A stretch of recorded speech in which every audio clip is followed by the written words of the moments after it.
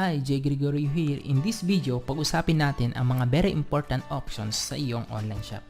Ang first na gagawin mo ay pumunta lang sa WooCommerce, then click Setting. Once nandito ka na sa setting, ito ang makikita mo sa General Options. Sa General Options, makikita mo ang base locations, means kung saan manggagaling ang product. You can sell all countries or specific countries. Ang next option naman is ang Checkout. Sa checkout, pwede mo ditong enable ang check payments, cash on delivery, or PayPal. Scroll down, then you can check here if you want to enable this option. Let's try PayPal accounts.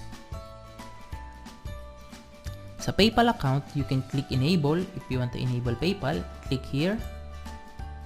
Then PayPal email, you can put your PayPal email here, then save. Ang next option naman is email.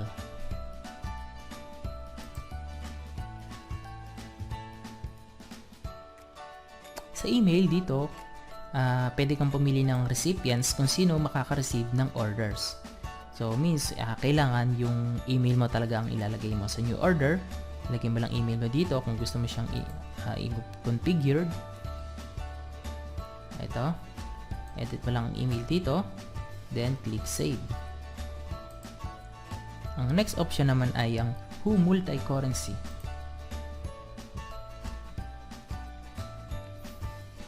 Using Who Multi-Currency, pwede kang mag-add ng multiple currency.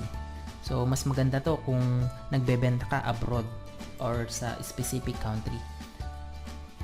Ang nakalagay dito sa default, meron tayong Philippine Peso, US Dollar, UAE, Ghana, at marami pa.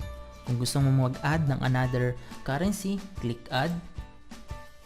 Then scroll down, maduduplicate siya dito sa baba and edit. For example, mag-add tayo ng additional currency from Bulgarian example. Then get exchange. Once you get exchange, click save setting. Okay, that's it. Thank you for watching.